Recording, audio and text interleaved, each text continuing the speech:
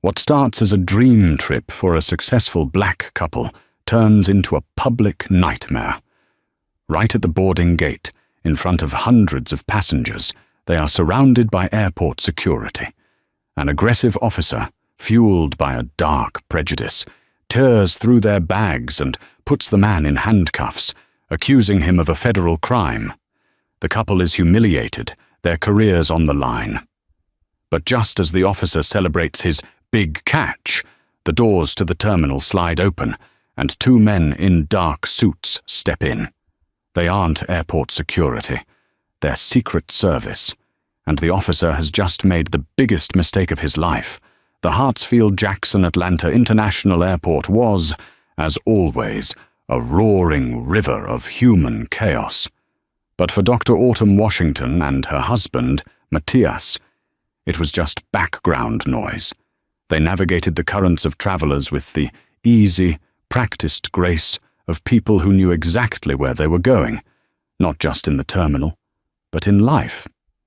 Autumn, a cardiothoracic surgeon with hands that had restarted hearts, was checking her phone, reviewing the opening lines of the speech she was to give in Washington, D.C.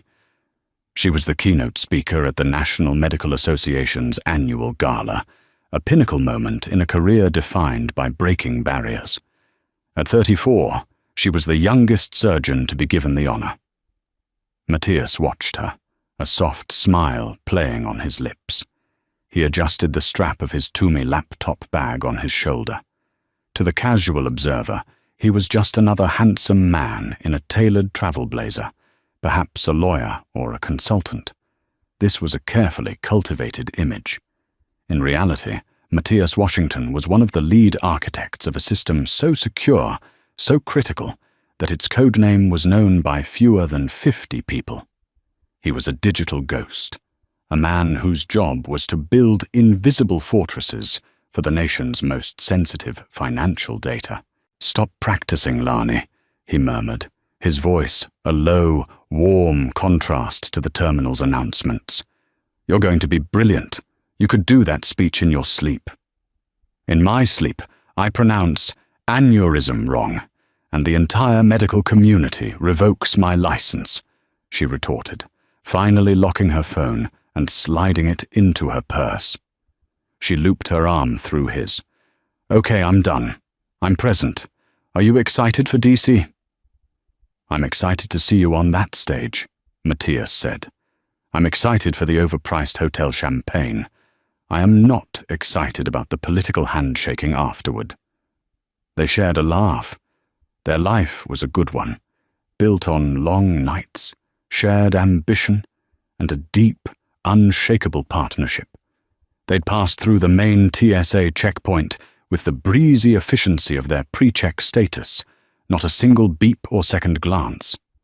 Now they were at Gate A34, waiting to board their Delta flight to DCA, first class, a small, deserved luxury.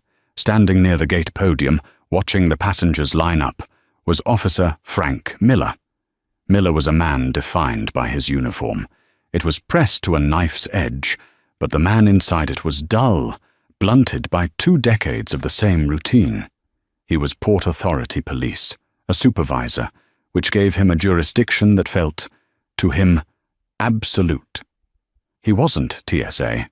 He was the real police, and he resented the glorified baggage checkers as much as he resented the passengers.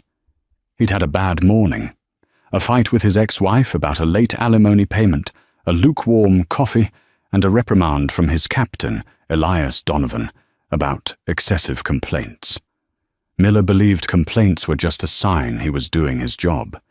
He scanned the crowd, his eyes, cynical and searching, skipped over the families with screaming kids, the road warrior businessmen in wrinkled suits, the college students.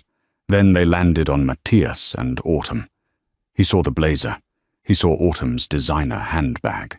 He saw the easy confidence, the way they leaned into each other, laughing, as if they didn't have a care in the world. They were standing near the first-class priority lane, clearly belonging there. And that, for some dark, twisted reason in Frank Miller's gut, was the problem. He watched them. He saw Matthias tap his laptop bag, a gesture of reassurance. He saw Autumn's gold watch glint under the fluorescent lights. Think they own the place, he thought, a familiar, sour resentment building in his chest. Probably some rapper or an athlete. All flash. His junior partner, a young officer named Russo, was sipping a soda nearby. "Look at these two, Russo," Miller muttered, just loud enough for him to hear. Priority lane, of course. Let's see how priority they are. Russo, new to the job and still idealistic, glanced over. "They look fine, Frank. They already cleared security." "Security is a process, kid, not a place," Miller said, puffing out his chest. The word sounded profound in his own head. "It's our job to be vigilant, right up until they're on the plane. You never know." The gate agent announced boarding for first class. Matthias and Autumn picked up their carry-ons. As they approached the scanner, holding out their boarding passes, Officer Miller took 2 heavy, deliberate steps forward, planting himself directly in their path. "Folks," he said, his voice a flat, authoritative bark that cut through the gate area chatter. "I'm going to need you to step aside." The world, which had been a comfortable blur of motion, snapped into sharp, unwelcome focus. The line behind them shuffled to a halt. The gate agent, a woman named Sharon, paused with her hand on the scanner, looking confused. Autumn's smile froze, then faded. I'm sorry, officer. Is there a problem? We're boarding." "There's a problem if I say there is, ma'am," Miller said, his eyes fixed on Matthias. He ignored Autumn, a deliberate slight. "You two, over here, against the wall." He pointed to a sterile stretch of beige wall next to the customer service desk, directly in the line of sight of every single passenger waiting to board. Matthias, his easygoing demeanor instantly evaporating, stepped slightly in front of his wife. His voice was calm, but a new, hard edge had entered it. "Officer, we've already been through the full security checkpoint. What is this about?" "It's about routine additional screening," Miller said, savoring the bureaucratic phrase. He crossed his arms. "Now, are you going to comply, or am I going to have to make this a scene?" The irony of the statement was bitter. He was already making a scene. People were staring openly now, their phones held loosely at their sides, not yet recording but ready. The assumption hung thick and toxic in the air. This couple, this well-dressed black couple, must have done something wrong. "There's no need for that," Matthias said tightly. He and Autumn moved to the wall. He set his laptop bag down gently. Autumn placed her purse beside it. "IDs, boarding passes." "Now," Miller commanded. They handed them over. Miller snatched them and held them up to the light, scrutinizing them with exaggerated care. "Matthias, Washington, and Dr. Autumn Washington," he read, his tone laced with a mocking disbelief on the doctor. "What's the purpose of your trip to D.C., Dr. Washington?" "I'm the keynote speaker at a medical conference," Autumn said, her voice shaking slightly, not with fear, but with a cold, rising fury. "And you know that's not a question you're required to ask." "I ask what I want," Miller snapped, "and you answer. What's in the bags?" "Our personal items," Matthias said. "A laptop, medical notes, a change of clothes, nothing that wasn't already screened and approved by TSA. "We'll see about that," Miller said. He unzipped Autumn's expensive purse and, with a theatrically casual air, dumped its contents into a grey plastic TSA bin. Lipstick, a protein bar, her keys, a wallet, and a small stack of note cards for her speech scattered across the plastic. "Hey!" Autumn cried, lunging forward. "Those are my notes. Be careful." Miller put a thick hand on her shoulder and shoved her back. "Don't you touch me, Mum. That's assaulting an officer. You understand me? Get your hand off my wife. Matthias's voice was deathly quiet. All warmth was gone. He was no longer the loving husband. He was something else, something cold and controlled. Or what? Miller sneered. He turned his attention to Matthias's Toomey bag. He ripped the main zipper open.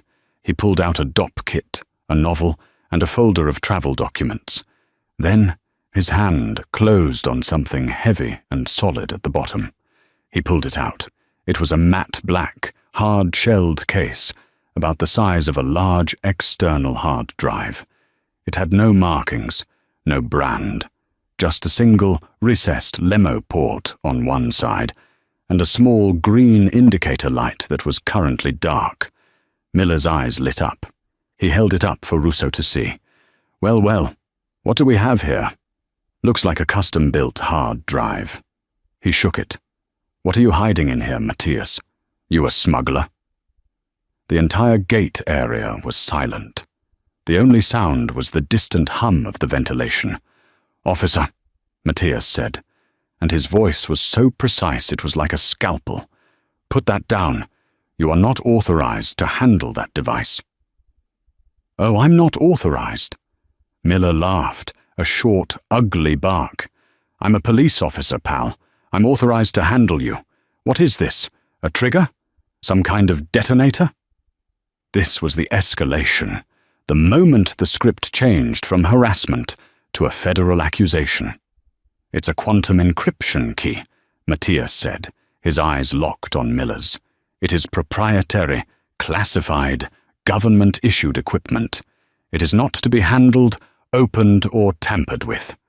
If you check my file, you will see my clearance. This was a mistake.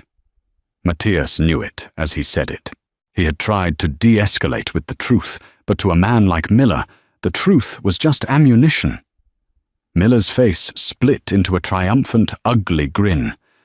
A government encryption key? Oh, this is rich. He turned to the stunned gate area. We got a big shot here. Says he's a government agent. He looked at Russo. Russo, what do we call a guy who carries suspicious-looking electronics and claims to be a government agent? Russo, to his credit, looked pale and uneasy. Frank, maybe we should take this to the office. His ID is real. It's called impersonating a federal officer, kid. It's a felony. Miller turned back to Matthias, his hand dropping to the handcuffs on his belt. You, sir, are in a world of trouble. You're not getting on this flight. You're getting a ride downtown. You can't do this! Autumn was frantic now, the full weight of the nightmare crashing down on her. He's telling you the truth. Call your superiors. Check his name. You're making a terrible mistake. The only mistake, Miller said, was you thinking you could waltz through my airport with this bomb, maybe, and think your fancy clothes would stop me from doing my job. He pulled the cuffs. Matthias Washington, you are being detained on suspicion of terrorist threats and impersonating a federal agent. Put your hands behind your back. No, Matthias said. Not as a protest, but as a statement of fact. No? Miller's face turned purple. Russo, cuffs, now! He grabbed Matthias's arm and tried to twist it behind his back. Matthias, who was taller and in far better shape, tensed but did not resist, letting Miller struggle for a moment. Autumn screamed as Russo, following orders, grabbed her husband's other arm. The click of the metal cuffs locking around Matthias's wrists echoed in the silent terminal. The other passengers, who had been watching in paralyzed silence, now erupted. One man yelled, "Shame on you!" Another woman shouted, "He didn't do anything!" But most just watched, their faces a mixture of fear and suspicion. They had just seen a man arrested for terrorism at their gate. "It's okay, Lonnie," Matthias said, his voice strained as Miller pushed him forward. "It's okay. Don't say anything else." "Get her too," Miller barked at Russo, pointing at Autumn, who had her phone out and was clearly recording. "She's interfering. Assault." "I am a doctor. You can't." "We can, and we are," Miller said, yanking Matthias toward the jet bridge door, not to board, but to take him to the service elevator down to the tarmac. He was going to make a show of this. He looked back at the gate agent, Sharon, who was white as a sheet. "This gate is on lockdown. Nobody boards. Call the tower. We have a potential 1031. A bomb threat. He had won. He had brought these arrogant, high-flying people crashing down to Earth. Frank Miller was a hero. The security office in the sub-level of Concourse A was a place without joy.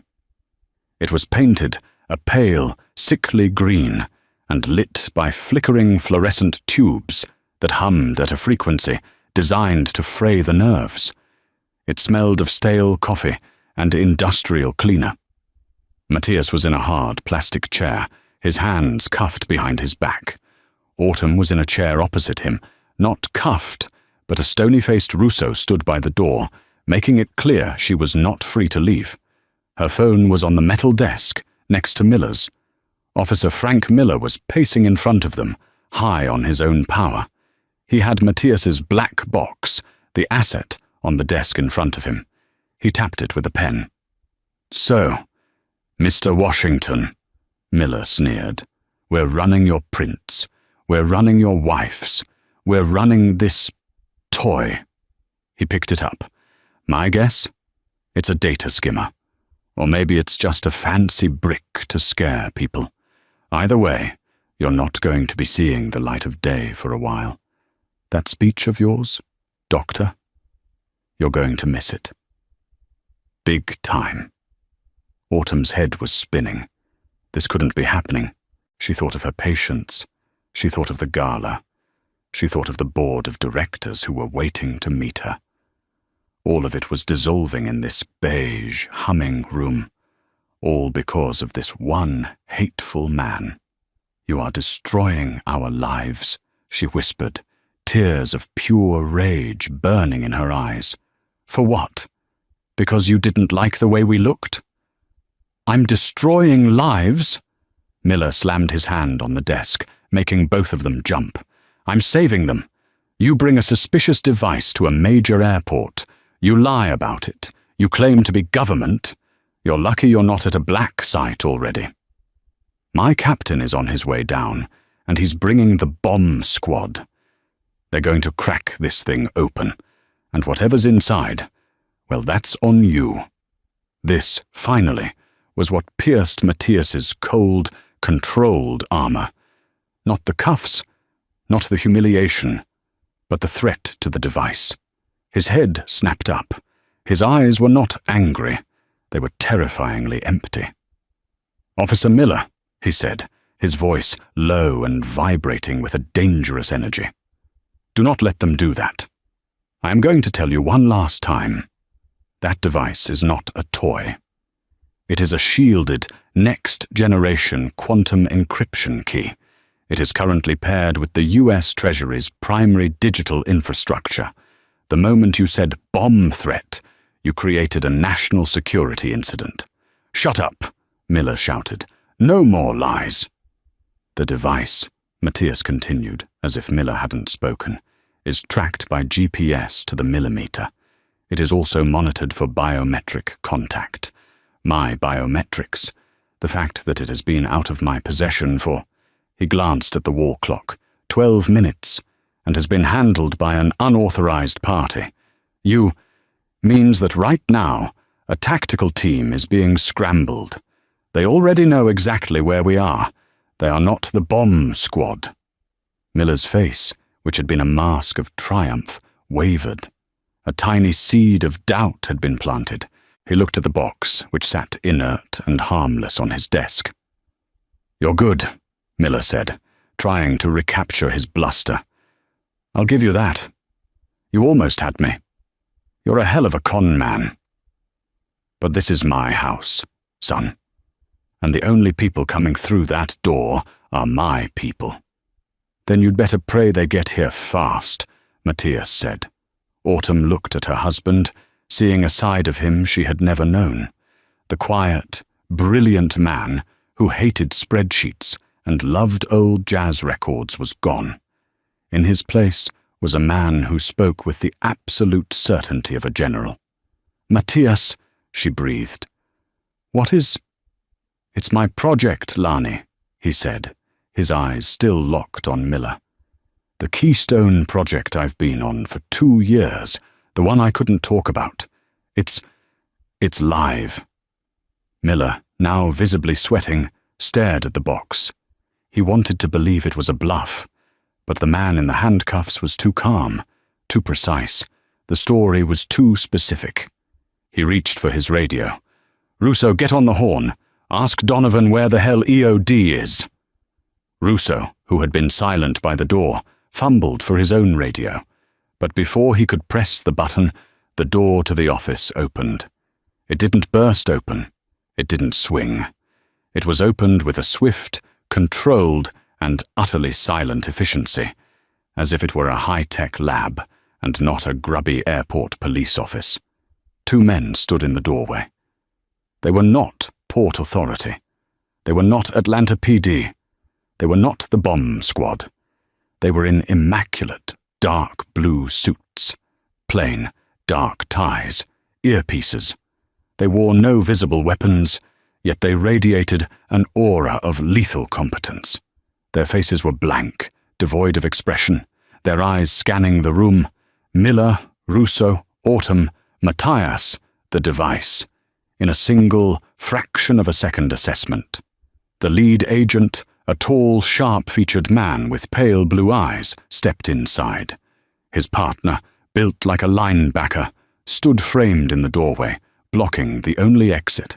The lead agent looked at Miller, who was still holding his radio, mouth agape. "Officer Frank Miller?" the agent asked. His voice was flat, like a newscaster reporting a tragedy. Who the hell are you?" Miller stammered, his authority vanishing like smoke. The agent didn't answer. He looked past Miller to the man in the handcuffs. His entire demeanor changed, a subtle, almost imperceptible dip of the head, a flicker of recognition. "Mr. Washington," the agent said, "I am Agent Thorne, U.S. Secret Service. We detected a proximity breach and a signal interruption on the Keystone asset." Autumn's hands flew to her mouth. "Secret Service?" Agent Thorne's eyes moved from Matthias to the handcuffs, then to the matte black box on Miller's desk. The temperature in the room seemed to drop by 20 degrees. "Officer Miller," Agent Thorne said, his voice now laced with a coldness that was far more terrifying than Miller's shouting. "You have 60 seconds to explain why a protected PPD asset is in handcuffs and why a piece of classified, critical national infrastructure is sitting on your desk like a lost wallet." The term PPD hung in the air. Principal Protection Detail. Autumn knew what that meant. It meant the president, the vice president. It meant people so important, their safety was a matter of national security. Frank Miller did not know what it meant, but he knew what Secret Service meant. And he knew what national infrastructure meant. The blood drained from his face, leaving behind a sick, pasty grey. I, Miller stammered, his bravado shattering into 1,000 pieces. He was carrying a suspicious device. He was uncooperative. He claimed to be a government agent. It was a broken arrow protocol, a potential terrorist threat. Agent Thorne did not blink. He walked slowly toward the desk. His partner, Agent Graves, stepped into the room, letting the door click shut behind him. Graves was now between Russo and the door. "A terrorist threat," Thorne repeated, his voice dangerously soft. "Officer, did you run this man's identification through the NCIC database?" We were in the process." "No, you were not," Thorne said, glancing at the dark computer screen in the corner. "You were pacing. You were gloating." He looked at Russo. "Officer, Russo, did you at any point attempt to verify Mr. Washington's identity or clearance?" Russo, who was barely 25, looked like he was going to be sick. He could see his entire career, his pension, his future dissolving. "Sir, Agent Miller, he's my TO. He said he had it handled. He said the guy was a con man. I was just following orders, sir." Thorne's lip curled in disgust. "We'll see how that holds up." He turned his attention to Matthias. With a smooth, practiced motion, he produced a small, high-security key from his pocket and unlocked Matthias's handcuffs. The metal clinked loudly as it fell away. "Mr. Washington, are you or Dr. Washington injured?" Thorne asked, his tone shifting to one of pure professional concern. Matthias stood up, rubbing his wrists. He was no longer the victim. He was the asset. "We are not physically injured, Agent Thorne. We have been detained for approximately 30 minutes. We have been publicly humiliated. My wife has been assaulted. And Officer Miller has threatened to have the Keystone asset cracked open by a bomb squad." If Agent Thorne had been cold before, he was now glacial. He turned his head slowly to look at Miller. "Cracked open." Miller was shaking, a profound, full-body tremor. It was a misunderstanding. I was doing my job. I was protecting the airport." "You were protecting nothing," Thorne snapped, his voice finally rising, sharp as a rifle crack. "You were indulging a power trip. Do you have any idea what you've done? This isn't a device, you catastrophic idiot. It's the literal key to the entire US financial grid's cyber defense. The reason it's carried by a PPD-level asset like Mr. Washington and not in an armored car is because it requires a human interface that can't be spoofed. It is the safeguard." Thorne pointed at the box. "If you had attempted to crack that open, the resulting e-pulse would have not only fried every piece of electronics in this concourse, it would have initiated an automatic, full-scale lockdown of the Federal Reserve. We would be in a national financial crisis. Right now. Because you, Officer Miller, got your feelings hurt." Miller sank into his own chair, his legs giving out. "No, I didn't know." "It's not your job to know," Thorne roared. "It's your job to verify. You had a citizen tell you he had government clearance. You had an ID. You had a database. You used none of them. You used your ego." Agent Graves, the partner, stepped forward. "Thorne, we have a problem. Officer Miller used the 1031 code. The airport's EOD team is en route, and per protocol, his captain, Elias Donovan, is with them." "Good," Thorne said, a grim satisfaction in his voice. "Let them come." He looked at Miller. "Hand me your badge and your service weapon. Handle first. Grip down." You can't," Miller whispered. "Your Secret Service. You don't have jurisdiction over Port Authority." "My jurisdiction," Thorne said, stepping so close he was looming over the seated officer, "is the protection of the United States' financial and governmental integrity. And you, officer, have just been reclassified from local LEO to domestic threat. You interfered with a federal agent in the performance of his duties. You illegally detained a protected asset. You compromised national security. My jurisdiction is now you. The badge. Now." With a trembling hand, Frank Miller unclipped his badge from his belt. He unholstered his Glock and placed it carefully on the desk. His reign over Gate A34 was over. His life as he knew it was over. The door opened again, this time with a bang. A man in a Port Authority captain's uniform, Elias Donovan, stormed in, followed by two men in heavy EOD bomb suits. "What in the Sam Hill is going on, Miller?" Donovan yelled. "We've got a plane full of people, A gate locked down! Who the hell are you?" He stopped, his eyes landing on his officer, disarmed, and the two men in suits who were clearly in charge. Agent Thorne didn't even turn. He was busy carefully placing the Keystone asset into a specialized foam-lined transport case he'd brought. "Captain Elias Donovan," Thorne said, reading the name tag. "Agent Thorne, U.S. Secret Service. As of 2 minutes ago, this is a federal crime scene. Your officer, Frank Miller, is in the custody of the OIG, Office of Inspector General." "Custody? For what?" "For starters," Thorne said, finally turning. "Gross negligence, deprivation of rights under color of law, and multiple violations of the National Security Act.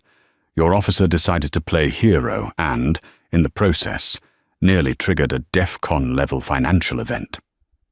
Donovan looked at Miller, his face a mask of incandescent rage. "Frank, what did you do?" Miller just shook his head. A broken man. Thorne looked at Matthias and Autumn. "Mr. Washington, Dr. Washington, my apologies. This never should have happened. We have a government G5 on the tarmac. It will have you in D.C. in 90 minutes. You will not miss your engagement, Doctor." Autumn, who had been watching this all unfold in stunned silence, finally found her voice. "And him?" she asked, her voice trembling as she pointed at Miller. "What happens to him?" Agent Thorne looked at the disgraced officer. "Captain Donovan, I suggest you have your Internal Affairs Department meet us at the Federal Building. Officer Russo," he barked at the junior cop, who jumped. "You are a witness. You will be escorted. You will give a full statement." "Yes, sir," Russo said, his voice squeaking. "As for Officer Miller," Thorne said, picking up the man's badge from the table and looking at it with contempt, "he's about to learn what happens when a small man's prejudice meets a very large law." The G5 jet was a world away from the beige security office. It was silent, paneled in dark wood and upholstered in cream leather. As it cut through the sky at 40,000 feet, Autumn held a glass of ice water in a hand that was still, an hour later, faintly trembling. Matthias was on a satellite phone in the jet's small private cabin, his back to her. His voice was the one he used for work, clipped, precise, and authoritative. "Yes, Mr. Secretary," Matthias was saying. "The asset is secure. Yes, a full diagnostic. The breach was local and physical. No data was compromised. It was an LEO overreach." "Yes, sir."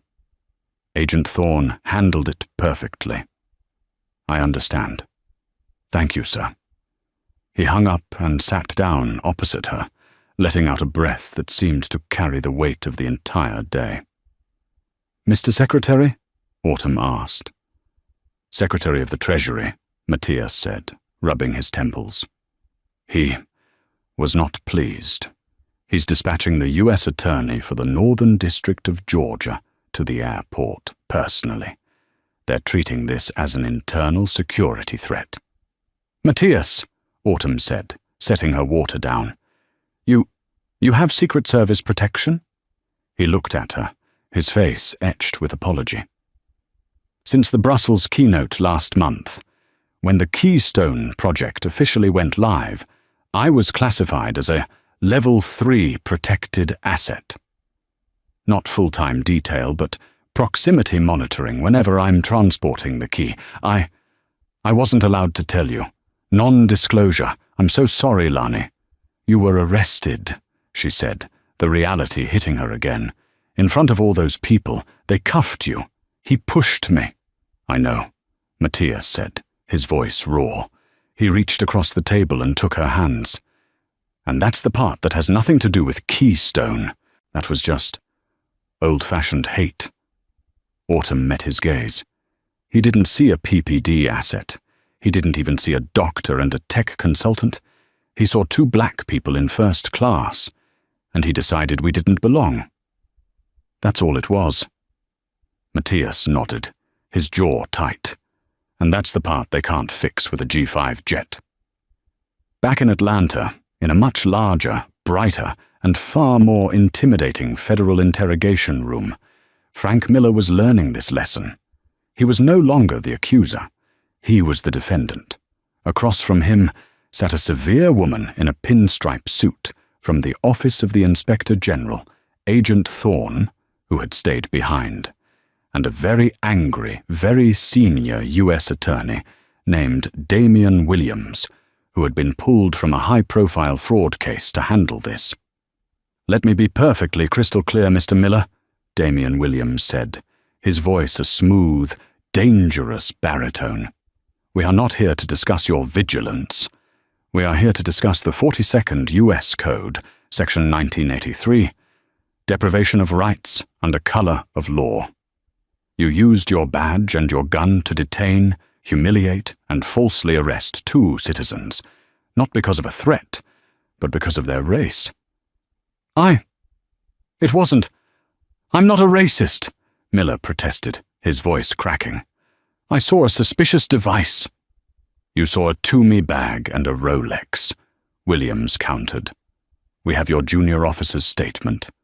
We have the statement from the Delta Gate agent, Ms. Sharon Miles. We have cell phone footage from 3 different passengers. The case against you isn't just strong, Mr. Miller. It's airtight." Agent Thorne spoke. "Officer Russo's statement indicates you said, and I quote, 'Look at these 2. Think they're better than everyone. Let's see how important they are.' That is not probable cause, Mr. Miller. That is a motive." Miller's world was collapsing. His union-appointed lawyer, sitting beside him, was pale and offering no advice. There was none to give. "I've worked for Port Authority for 22 years, Miller pleaded. "I have a commendation, and in 22 years you've amassed 19 separate civilian complaints for excessive force and verbal abuse, 3 of which are still pending," the OIG agent said, reading from a file. "Your captain, Elias Donovan, has repeatedly reprimanded you for bias-based escalations. You weren't a good cop, Mr. Miller. You were a lawsuit waiting to happen. And you just happened." Damian Williams steepled his fingers. "Here's what's going to happen. You are fired. Effective immediately. Your pension is forfeited, pending a federal conviction. You are facing 3 federal charges: interference with a federal officer in protected status, deprivation of civil rights, and reckless endangerment of national security infrastructure. That last one alone carries a 10-year minimum." "10 years?" Miller choked. "You're lucky it's not treason," Thorne said from the corner. "The footage of you cuffing Mr. Washington is already on its way to the national news," Williams continued. "The airline is releasing a statement. The mayor's office is releasing a statement. You are, as of this moment, the new face of airport security overreach.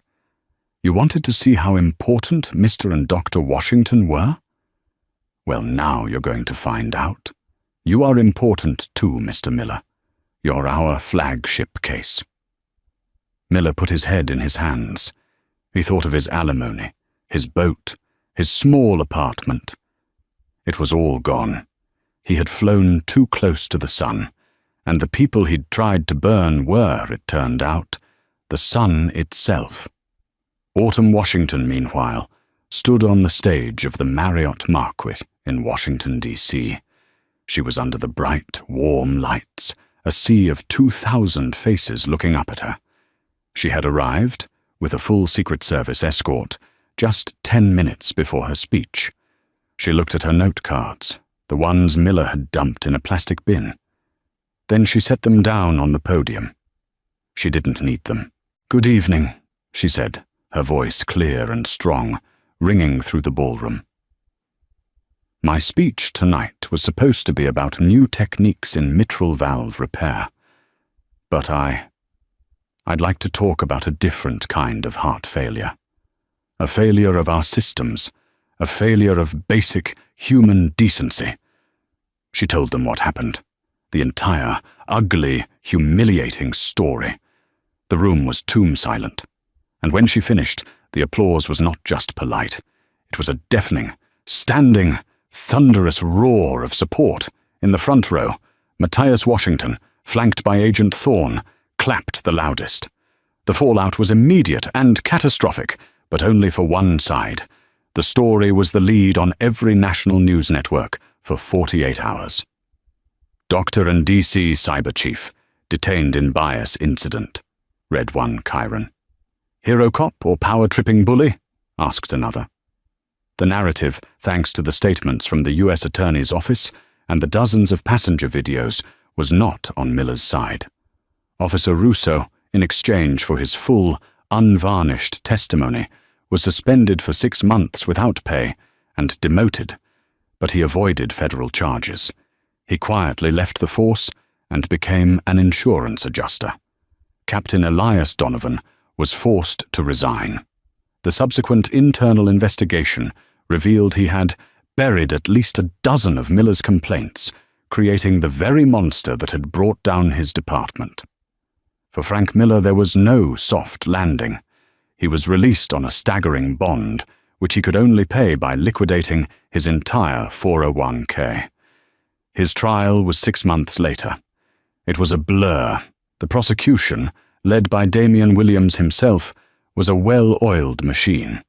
They had the videos. They had Russo's tearful testimony.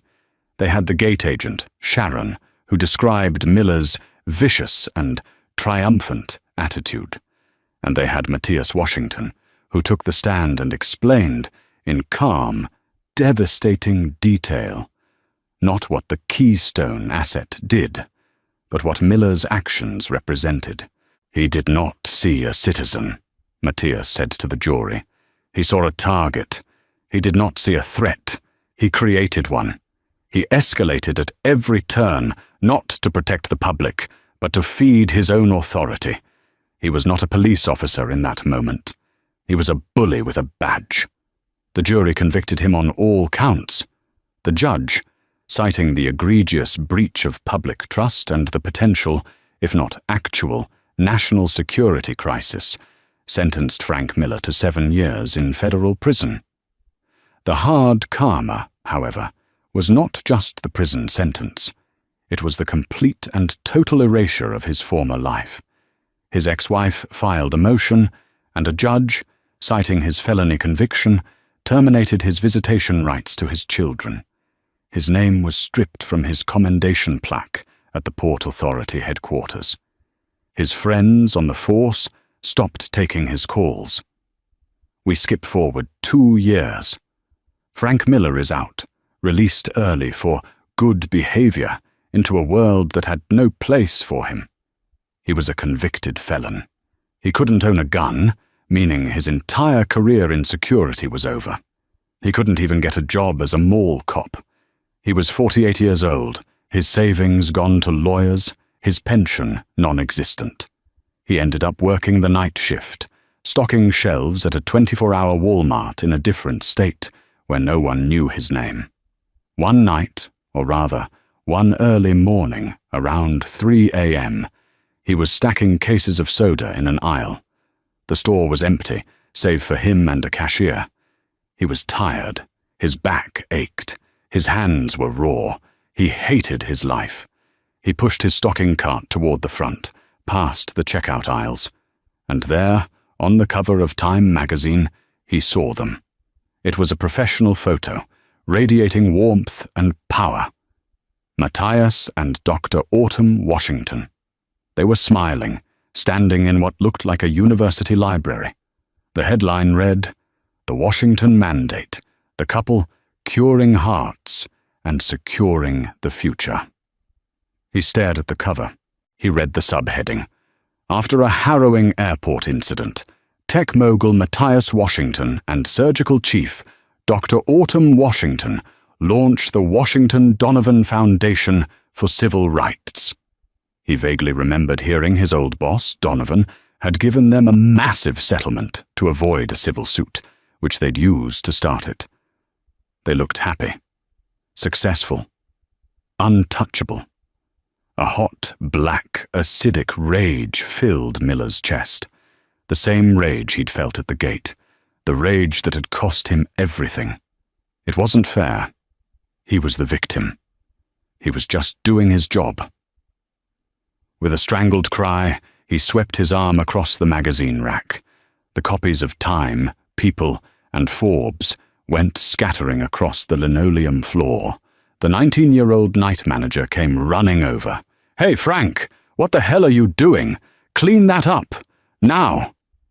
Frank Miller, the man who once commanded a police state at an airport gate, the man who had put his hands on a doctor and cuffed a federal asset, kneeled. His knees popped. With shaking, defeated hands, he began to pick up the magazines, his own face reflected, small and pathetic, in the glossy cover of their success.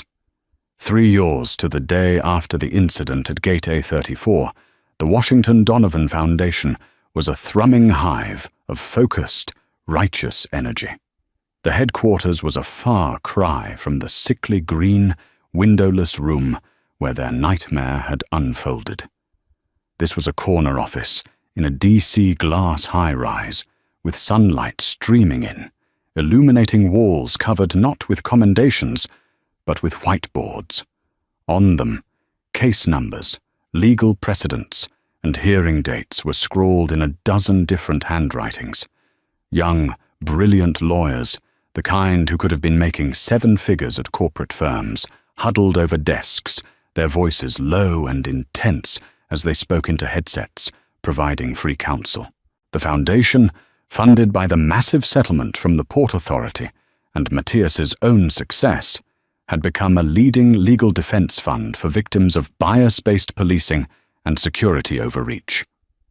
Dr. Autumn Washington, now the celebrated chief of cardiothoracic surgery at Johns Hopkins, was a regular presence.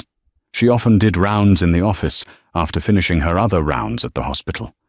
Matthias Washington, having seen the Keystone project to its final, successful implementation, had politely declined a senior position at the Treasury. He was now the full-time CEO of the foundation. His new job wasn't about protecting data, it was about protecting people. Even Agent Thorne, honorably retired from the Secret Service, had an office here. He'd traded his dark suit for a sharp quarter-zip and was currently advising a young attorney on how to properly file a FOIA request for an officer's complaint history. His expertise in navigating federal bureaucracy had become one of their most potent weapons. Matthias sat at his own desk, the glass wall to his left offering a panoramic view of the Capitol. He wasn't looking at the view. He was staring at an email on his screen, his expression unreadable. Autumn came in, placing a hot mug of tea on his desk. She followed his gaze to the screen. It was a brief, sterile notification from the Federal Bureau of Prisons. "It's about Miller," Matthias said, his voice flat. Autumn's hands, which could operate on a human heart with perfect stillness, tensed almost imperceptibly. "What about him?" "The Miller case file is officially closed," Matthias said, leaning back in his chair and rubbing his eyes. "He was paroled 2 years ago, you'll remember. We just got the final update. He violated that parole 6 months ago. Got into a drunken fistfight at a bar over a football game. He's been sent back to finish his original 7-year term." He let out a long, slow breath. "It's done. He's just gone." Autumn came up behind his chair, resting her chin on his shoulder, her arms wrapping around his chest. She could feel the tension in his shoulders, a residual echo of a day she, too, would never forget. "Does that make you happy?" she asked softly. Matthias was quiet for a long, long time. The only sounds were the distant click of keyboards and the murmur of a lawyer in the outer room practicing an opening statement. "No," he said, and his voice was heavy with a truth that surprised even him. "It doesn't. I thought it would. I thought I'd feel justice or relief, but I don't." He turned his head to look at her. "It just is. His life is ruined, completely and totally. He lost his job, his family, his pension, his freedom. It's the very definition of karma. But it doesn't fix what he did. It doesn't undo a single second of it. His gaze became distant. It doesn't change the fact that for 20 minutes, he won. He had us. He had his knee on our necks, figuratively. He had us against a wall, in front of hundreds of people, and he had all the power in the world. He got to cuff me. He got to push you.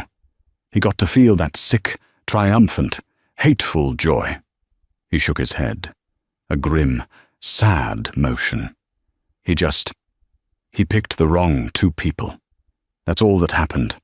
It wasn't the system working, it was the system failing, and then colliding with a level of privilege we didn't even know we had. Autumn nodded, moving to sit on the edge of his desk so she could face him. The wrong two people, she repeated, her voice full of a cold, remembered fear. That's the part that haunts me every single day. That's why I'm here instead of at the hospital charity gala tonight. She looked out at the busy office. What if, Lani? What if you were a medical assistant instead of the keynote speaker? What if you, Matthias, were a high school teacher, not a PPD asset? What if we were just us? Two black people, saving up for a vacation, flying coach. Her voice dropped to a whisper. Where would we be? In a holding cell, fired from our jobs for making a scene, our careers in flames. We would be just another statistic, another story on page 12 of the local news, with no video, an official report saying we were uncooperative and aggressive. We'd be a file in a drawer.